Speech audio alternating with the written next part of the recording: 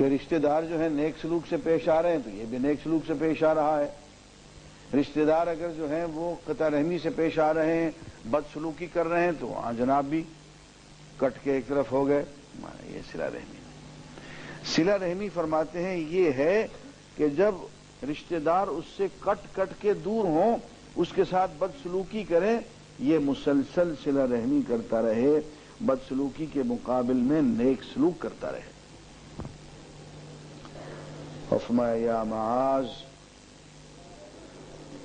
اے معاذ، حضور فرما رہے احسن خلقک للناس، لوگوں کے ساتھ اپنا اخلاق حسین بنا لو، اچھا اخلاق رکھو۔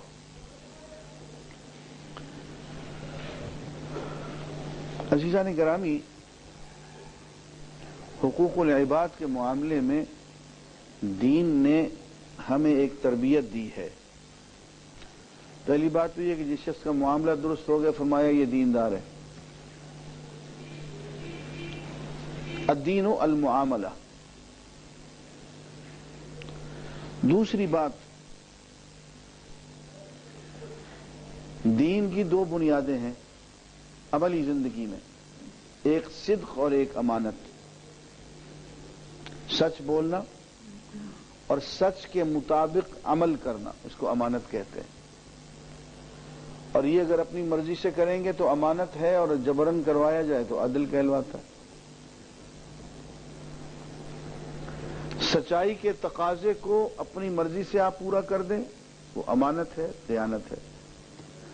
سچائی کے تقاضے کو آپ پورا نہیں کر رہے ہیں، کوئی عدالت آپ سے پورا کروا دیتی، یہ عدل۔ اور انفرادی زندگی میں امانت ہے، جب اس کو سسٹم میں لائیں گے تو وہ عدل بن جائے گا۔ تو صدق، امانت، عدل، یہ چیزیں حقوق العباد پورے کرواتی۔ اور دین میں سب سے اہم بات یہ ہے کہ انسان اپنا فرض پورا کرے، اپنے حقوق کے پیچھے نہ بھاگے۔ میں اگر اپنا فرض پورا کر دیتا ہوں تو اس سے آپ کا حق ادا ہو جائے۔ آپ اور دونوں کارخانے میں کام کرتے ہیں، آپ کارخانہ دار ہیں، میں مزدور ہوں۔ میرا فرض یہ ہے کہ میں مزدوری کروں، میں اگر یہ فرض پورا کرتا ہوں تو آپ کا حق ادا کر دوں گا، آپ کا کام پورا ہو جائے گا۔ جس کام کے لیے آپ نے مجھے لگا رکھا ہے وہ آپ کا حق ہے، اس کو پورا کروا لینا آپ کا حق ہے، اور میرا فرض ہے کہ اس کو پورا کر دوں۔ اگر میں فرض پورا کرتا ہوں آپ کا حق پورا ہو جائے گا، آپ اپنا فرض پورا کرتے ہیں تو میرا حق ادا ہو جائے گا۔ میں اگر 8 گھنٹے محنت سے کام کروں گا آپ کا حق ادا ہو جائے گا۔ آپ اگر میرا پسینہ خشک ہونے سے پہلے میری مزدوری دے دیتے ہیں میرا حق ادا ہو جائے گا۔ اسلام جس چیز پہ زور دیتا ہے وہ حق ادا کرنے پہ، فرض پورا کرنے پہ، حق مانگنے پہ نہیں۔ مغربی دنیا ساری کی ساری، سرمایہ دارانہ نظام ہو یا سوشلسٹ، سارا زور حق طلبی پہ ہے، فرض پورا کرنے پہ نہیں ہے۔ اسلام جو ہے وہ اور حق طلبی ہوگی تو توڑ ہوگا، حق پورا کرنے کا جذبہ ہوگا، فرض پورا کرنے کا جذبہ تو جوڑ ہوگا۔ اسلام مزدور سے یہ کہے گا کہ میاں دیکھو تمہاری 8 گھنٹے کی ڈیوٹی ہے، اگر تم نے 8.5 گھنٹے کر دی، 8 گھنٹے کی بجائے اگر تم نے 9 گھنٹے کام کر دیا تو یہ تمہاری طرف سے احسان ہوگا کارخانہ دار پہ۔ احسان کیا کرو، واللہ یحب المحسنین، اللہ احسان کرنے والوں سے پیار کرتا ہے۔ ادھر کارخانہ دار سے یہ کہتا ہے کہ میاں دیکھ یہ کارخانہ دیکھنے میں تیرا لگ رہا ہے، مزدور نہ آیا تو یہ کارخانہ ٹکے کا بھی نہیں ہے۔ اس کی مزدوری اگر 3,000 روپے مہینہ بنتی ہے، 5,000 روپے مہینہ بنتی ہے، تو یار کبھی کبھی اس کو 500-600 روپے 1000 روپے بونس دے دیا کر، زیادہ دے دیا کر، اور میاں عید کا موقع آئے تو کچھ عیدی دے دیا کر، بچہ کبھی ان کا بیمار پڑ جائے علاج کا بھی انتظام کر دیا کر، تیرے بچے تعلیم حاصل کر رہے ہیں، ان کے بچے کی تعلیم کا بھی کوئی موقع، یہ تیری طرف سے احسان ہوگا۔ واللہ یحب المحسنین۔ صرف حق تک محدود نہ رکھ اپنے آپ کو، بلکہ حق سے کچھ زیادہ دے دیا کر۔ اس کو بھی کہا حق سے زیادہ دے دیا کر، اس سے بھی کہا حق سے زیادہ دے دیا کر، یہ جوڑ ہو گیا۔ اس کو ہم کہتے ہیں کہ ڈیوٹی اورینٹڈ سائیکی ہے، یہ رائٹ اورینٹڈ نہیں ہے کہ حق ہی مانگنا ہے مجھے۔ مانگنے پہ زور نہیں ہے، دینے پہ زور ہے۔ آپ بھی دینے والے بن جائیں، میں بھی دینے والا بن جاؤں، مانگنے والا کوئی نہیں رہے گا۔ آپ بھی مانگنے پہ زور لگا دیں، میں بھی مانگنے پہ زور لگا دوں، دینے کا کام جو ہے ٹھپ ہو جائے۔ اسلام دینے پہ زور دیتا ہے، سب دینے والے بن جاؤ، اپنا اپنا حق پورا کرو۔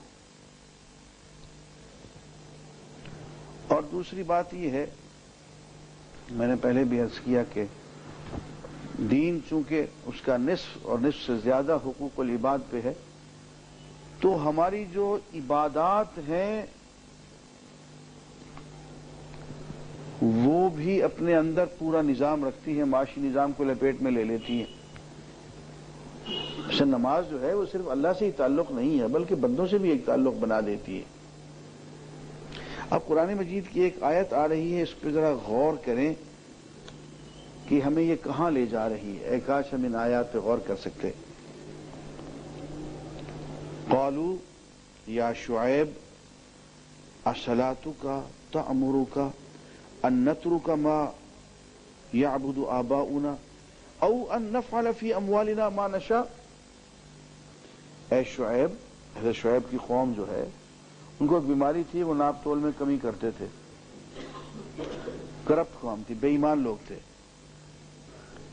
تو دیکھیے ذہن کتنا بگڑا ہوا ہے۔ اے شعیب، کیا تمہاری نماز تمہیں یہ حکم دیتی ہے کہ ہم جو باپ دادا سے جن معبودین کی، جن خداؤں کی ہم پوجا کرتے چلے آ رہے تھے، ان کو سب کو ایک بار کی چھوڑ دیں؟ اور حد یہ ہے کہ تمہاری نماز یہ چاہتی ہے کہ مال ہمارا ہو، جائیداد ہماری ہو، اور خرچ کرنے لگے ہم اللہ سے پوچھیں کہ جی یوں خرچ کریں کہ نہ کریں، یہاں خرچ کریں یا نہ کریں، یہاں خرچ کریں یا نہ کریں۔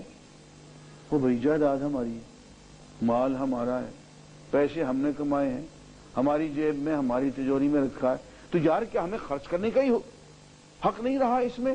یہ تمہاری نماز سکھاتی؟ عزیزان گرامی، اسلام کہتا ہے کہ ہاں نماز یہی سکھاتی ہے۔ نماز کی گرفت جو ہے وہ صرف مسجد کے اندر تک نہیں ہے، بلکہ نماز کی گرفت تو دکان تک پہنچتی ہے، نماز کی گرفت تو ہمارے بینک اکاؤنٹ تک پہنچتی ہے، نماز کی گرفت تو ہمارے مال متاع جو دور کہیں سوئٹزرلینڈ میں رکھے ہوئے ہیں وہاں تک بھی پہنچتی ہے۔ یہ نماز جو ہے، یہ عبادت جو ہے، یہ تو ہماری پوری زندگی کو اپنی لپیٹ میں لے لیتی ہے۔ اس بات پہ حیران ہو رہی تھی حضرت شعیب علیہ السلام کی قوم کہ اچھی ہے تیری نماز۔ بھئی نماز اپنی جگہ پہ، پیسہ اپنی جگہ پہ، کیا نماز پڑھنے کا یہ نتیجہ ہے کہ ہم پیسہ خرچ کرنا ہی چھوڑ دیں؟ وہی شراب کی ایک تھوڑی سی چسکی اس نے کہا تھوڑی سی پی لیتا ہوں، زیادہ نہیں پیتا ہوں۔ وہ ایک ہمارے لیڈر صاحب نے کہا تھا، وہی تھوڑی سی رات کو اگر ہم پی لیں تو کیا اس سے تمہاری نماز میں کیا خلل آتا ہے میاں؟ اور رات کو چند بازی ہم لگا لیں، جوا کھیل لیں، اس سے تمہاری نماز کا کیا بگڑتا ہے؟ ہمارے پیسے ہیں میاں، میں پیسے تو خرچ کر لینے دو۔ وہ بیوقوفی یہ نہ سمجھے کہ نماز پوری کی پوری زندگی پہ قبضہ کر لیتی ہے، قابو پا لیتی ہے، پیسوں پہ بھی، اور ہاں بتاتی ہے کہ اب یہ پیسے تمہارے نہیں رہے، یہ سارے ہی اللہ تعالیٰ کے، یہ تمہاری جیب میں رکھا ہے یہ اللہ نے دے رکھا ہے، اللہ کی امانت ہے، ملکیت تمہاری نہیں ہے، ملکیت اللہ کی ہے، تم صرف اس کے ٹرسٹی ہو، امین ہو۔